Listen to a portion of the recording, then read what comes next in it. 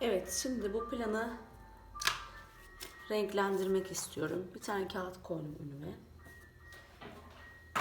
Sonra boyalarla ilgili bir benim böyle bir kutum var.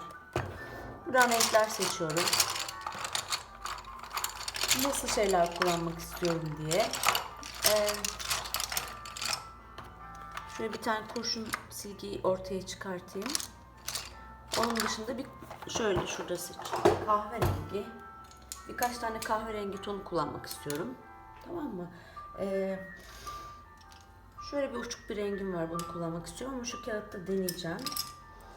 Onun dışında mavi tonu kullanabilirim belki banyolarda. Ve böyle bir takım keçeli gibi olan kalemlerden var. Bunlardan da yararlanabilirim. Sizde ne varsa onları kullanabilirsiniz. Ben şimdi bunlarla bir deneme yapacağım. Deneyebilmek için önce şu kağıtta mesela duvar için bir renk şu anda arayışındayım. Mesela bu olabilir duvar için. Ya da daha açık bir ton. Yok, bunu ancak bir yerlere gölge vermek için kullanabilirim. Bitmiş zaten. Bu da daha açık gri. Belki bunu yüksek dolaplarda kullanabilirim. Yani bunları genellikle tüketmişim ama benim bunların diğer tarafları da var. Bunları da başka bir takım gölgelerde kullanabilirim. Şunu bir severim genelde aslında. Bununla da duvara bununla veya bununla. Bir tanesiyle yapmayı seçeyim. Ben gri ile yapmayı seçeyim. Dur, hangisiydi o? Şu koyu olan mıydı? Bu değildi, şuydu. İyice ortalık karıştı. Tamam. Şimdi mesela bir tamamını değil de bir kısmını göstereyim. Nasıl bir etkide bir şey yapacağımı. Biraz itinalı bir şekilde duvar renklendirmesi.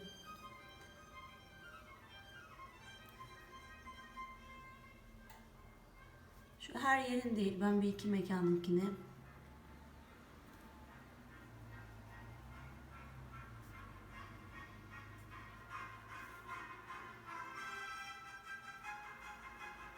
gösteriyorum. Tabii Vivaldisiz olmaz böyle bir şey, değil mi?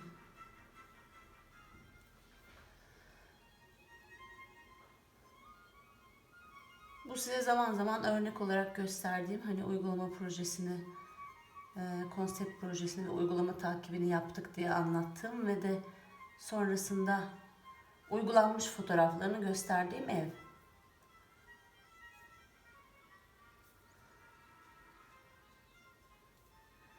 Tabi burada bayağı bir ölçü var. Bu bir uygulama projesi olduğu için.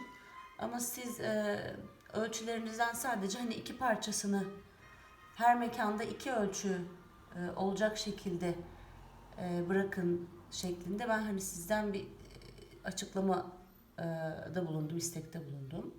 Duyurularda var. Ayrıca derste de söyledim. Şu kadarla mesela bırakmış olayım şeyi, duvar boyasını. Burada maksat duvarları ön plana çıkarmak. Diyelim ki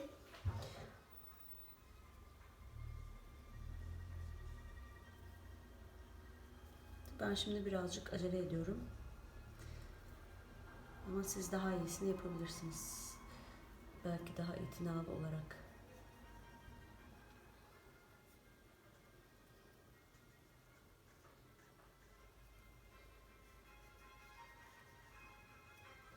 Evet. Bunu başka herhangi bir şeyle de tabii ki yapmak mümkündü. Mesela belki şu rengi kullansam daha mı güzel olacaktı? Karıştırmayayım şimdi. Bu gri de kalsın burası.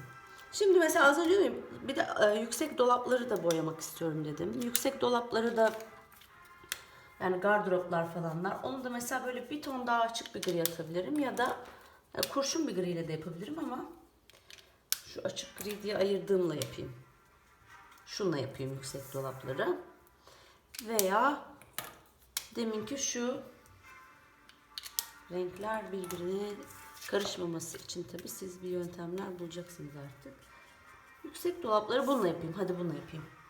Mesela girdim, kafamı tabii çekmesem daha iyi olur.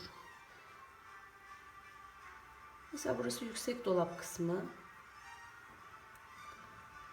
Şurası bir yüksek dolap kısmı. Burası bir yüksek dolap kısmı. Aynı şekilde bunlar da bu evdeki yüksek dolaplardı. Gardırop odasındaki yüksek dolaplar.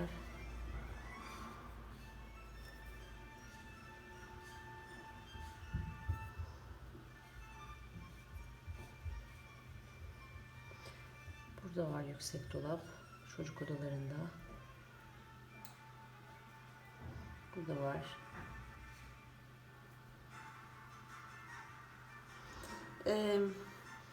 Mutfakta var.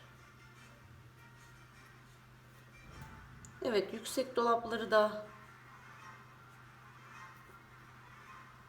şöyle ifade ettim. Şimdi ben sonrasında mesela zeminlere bir renk atmayı seviyorum. Ya da ahşaplardan başlayabiliriz. Mesela burada birkaç ton şey kullanacağım. Mesela salonda zeminler ahşap oldu. Gerçi şu anda bu yüksek dolap rengiyle çok benzeşti ama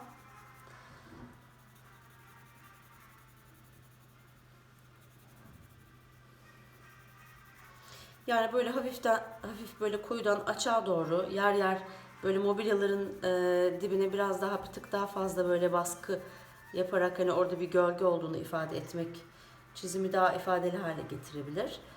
İsteyen zemine bir tarama yapabilir. Zemin taraması olan durumlarda boyamalar daha şık oluyor açıkçası. Bak şuradaki mobilyayı atlamışım ben. Mobilyanın etrafından da yapabilirdim bu zemin renk taramasını.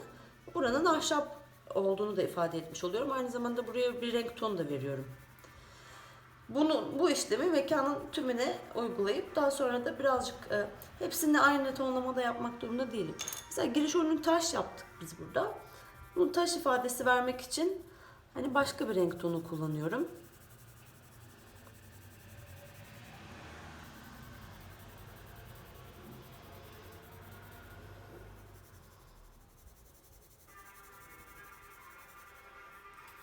Koridor da aynı malzemeden devam etti. Koridorda aynı renk tonlaması yapıyorum. Burada maksat mutlaka renkli kullanılan malzemeyle eşdeğer renk devam ettirmek zorunda değilsiniz. Ama ben tercih olarak hani aynı malzeme devam ediyorum mu anlatabilmek adına bunu tercih ediyorum yani. Bir de bir renk ahengi olması bakımından da iyi oluyor. Yani her mekanın ayrı tellerde renkler çalması yerine. Mesela burada mutfak var. Mutfakta bir tık gölge atmak iyi olacaktır şuradaki şeye. Mutfak tezgahının altına. Şu an elime bu renk geldi ama bunu mesela siyahla yapmak daha doğru aslında. Tezgah gölge atıyor. Şu yüksek dolapların yanına böyle bir koyu renkle abartmadan böyle hafif bir gölge atmak iyi olabilir. Şurada da söylediğim gibi. Mesela yatak odasını da ahşap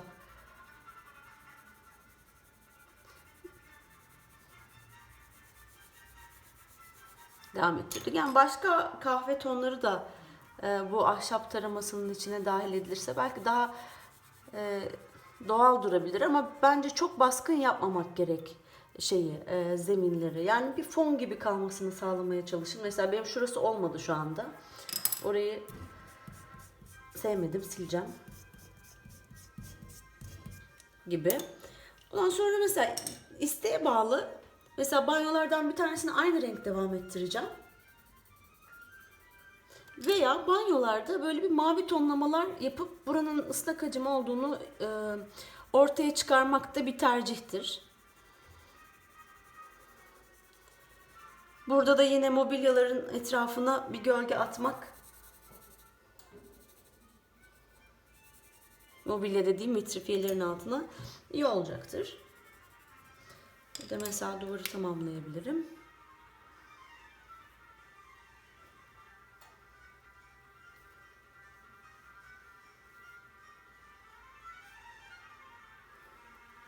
Evet.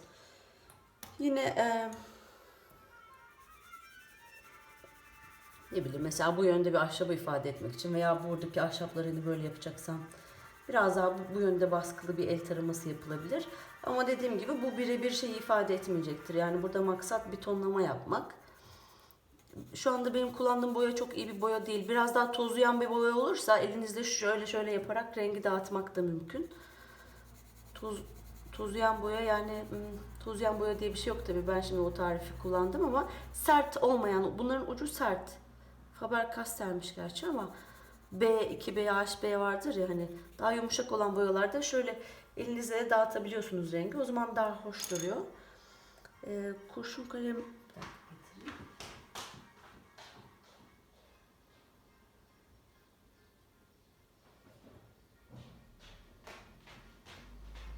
Bu mesela normal bir kurşun kalem. Ne bileyim. Şu gölge dediğim konu. Yani hafif bunların etrafına böyle çok bariz olmayan bir kontur çizmek hani hoş olur. Daha üçüncü boyut hissini ortaya çıkarır. Şimdi şeye gelelim. Yani diyelim ki bunu hepsi için uyguladınız. Hatta ben şunu da biraz öne çıkarmak istiyorum. Bunlar da mesela ahşap basamaklardı.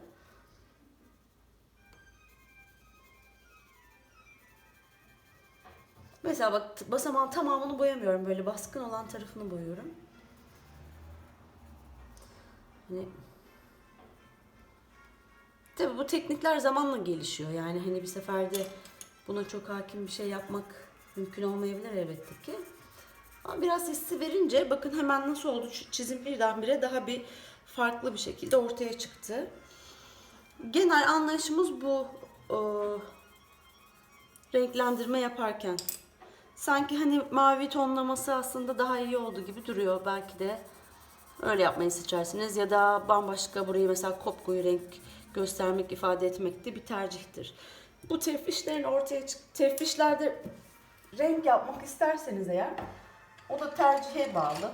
Ben şimdi birkaç renk seçmeye kalksam, elimdeki yani çok görünseler de çok harika renklerim yok şu anda. Deneyeyim. Mesela şöyle cırt şeylerden ben kaçınırım hep, ama bu kişiye bağlı olarak tabii değişebilir. Yani isterseniz ne bileyim, buradaki mesela yastıklara böyle bir renk tonu atmak isterseniz, yani niye attınız demeyiz. Belki planı birazcık renklendirmek hoş bile olabilir yani. Gibi bir şey yaptım. Yani bu bir anlatım dilidir, ister falan gibi. Ondan sonra mesela aydınlatmaları vurgulamak için bu baş uçlarına koyduğum şeylere böyle bir sarılar koymayı seviyorum ben. Bu da yine tercihe bağlı, değişken olabilir. Güzel rengim yok ki. Dur bakayım neyim var. Şöyle bir renkle mesela, yok çok hepsi aynı şey oldu. Elimizdeki imkanların kısıtlılığı. Yeşil var bir tane. Yeşilde ne yapayım? Neymiş, çocukların çalışma koltuklarını yeşil yapsam hoş olmadı ama gibi yani.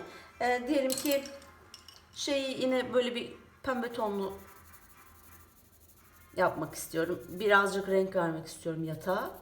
Hani şöyle bir şey, böyle bir şekilde ifade edebilirsiniz. Aynı şekilde hani böyle alıp tamamını böyle silme boyamak değil de böyle hafif bir takım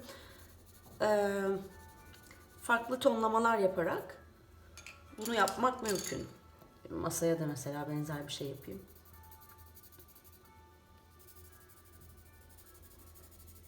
Gibi. Yani geneli böyle ele alırsak bu bir yöntemdir.